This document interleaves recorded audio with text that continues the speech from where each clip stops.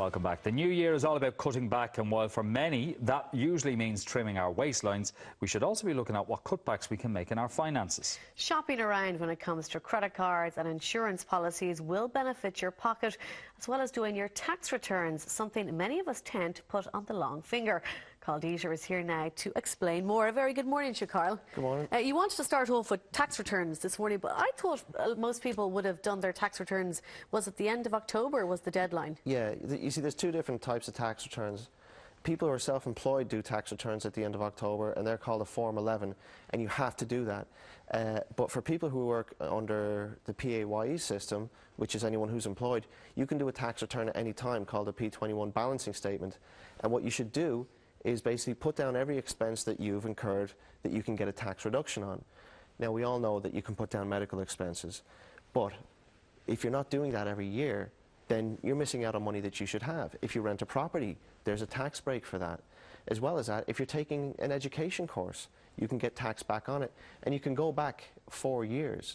So it means that you can actually go back as far as 2008 and potentially get a very large return. We do them for people all the time, and with absolute regularity.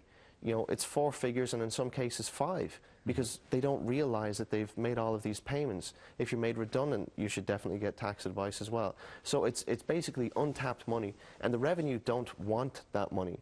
They actually encourage people to do this, and they've brought out a system on the internet called PAYE Anytime. So all you have to do is go to revenue.ie, you can register and do it from there, and hopefully you get some good news. The only downside is if you've underpaid. Yeah, well, that's, in which case, and that's why some people are reluctant to do it. Is January the time to do it, or you can do it any time of the year? You can do it any time of the year, and that's the beauty of it. When you're a PAYE worker, you don't have to do it on a certain day the way that self-employed people do.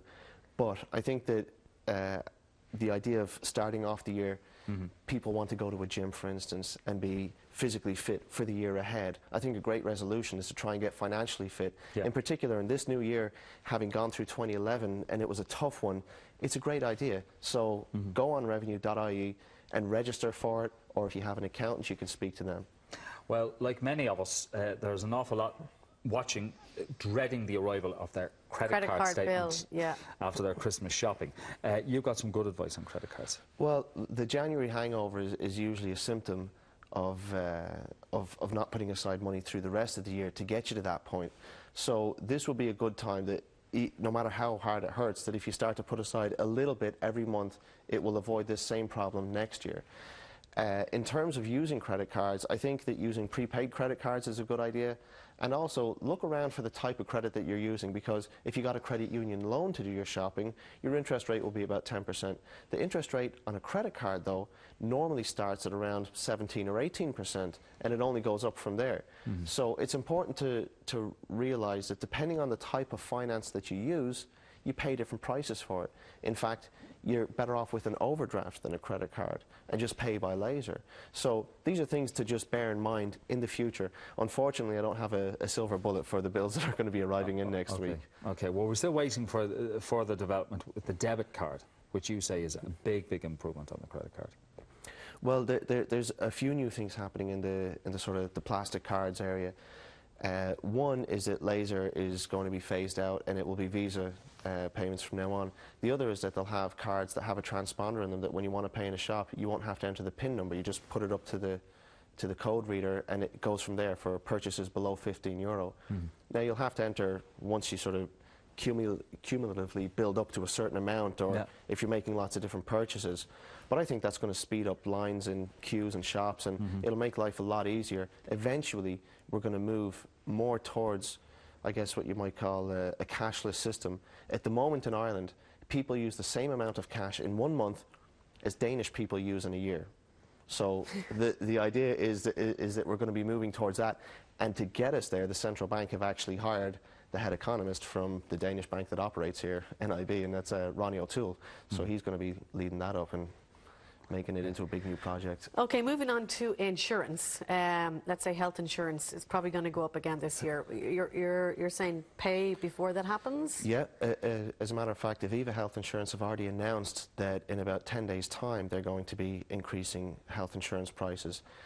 What it will mean is that in the course of a year they would have cumulatively driven up the prices about a third between a third and 40% depending on the plan that you're on.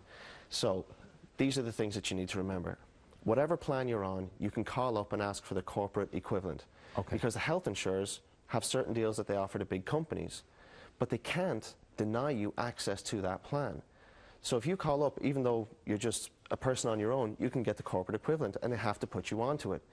The other thing to do is to renew before the price increase kicks in. So this week, if you're with Aviva, you call up and you say, I want to renew now for the next year. Aviva and Quinn Insurance will let you do that. VHI, on the other hand, won't. So when they raise their prices, there's nothing you can do to avoid it. But if you happen to be with Aviva Health, you can call up, get the corporate equivalent plan, and renew this week, and you'll not only avoid the price hike, but you'll also end up with a better deal, and that savings is in the hundreds. Even if your renewal isn't for another 6 months or whatever, it doesn't matter. They'll let you renew right this week. Yeah. And the corporate plan is how much cheaper than the regular plan? It varies, but it tends to be between 8 and 20%, depending on the type of plan that you're on. There's so much out there. A really good idea, if you are confused about health insurance, as even people in the profession are, is to look up the Health Insurance Authority website. That's www.hia.ie. What about home insurance? Home insurance and car insurance are things that will be more expensive this year. We've had a year with floods, with freezing, with all sorts of damage, and typically when the claims go up, the cost of insurance will go up. And what they'll do as well is increase the deductible. So in the future, frost damage, you might only have the insurance kicking in at €1,000, where you pay the first 1,000 and then they cover after that. In the past, it used to be 250 or €500. In terms of renewal, always shop around. It's very generic advice to say, oh, go shop around, but it is so true with insurance, because typically the people who support the price hike are not new clients, they're existing clients. So it's people who don't go to the bother to look around that actually absorb the cost of that. If you were to look around for your insurance, every time you have to renew everything, you will again save in the hundreds. What we've discussed today will save the average person at least €1,000 in a typical scenario. That's how much you're sitting on. So if you don't act on it today, then you've just skipped over €1,000 pay raise. Okay, well, Carl, thank you for that fantastic advice. I hope people are listening. Thank you so much. So. Cheers, Carl. Now, the world of science is constantly making progress in the treatment and prevention of major diseases, and here in Ireland, we're no different. We learned of a significant cancer breakthrough being made in a brand new research centre in Trinity College, Dublin. I paid them a visit to find out more.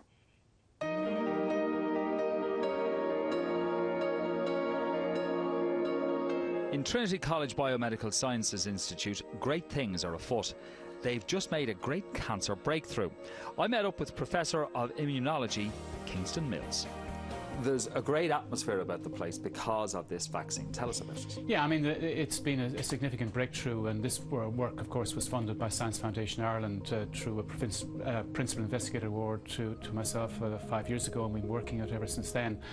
And basically, it's a method for generating immune responses against tumour through a vaccine.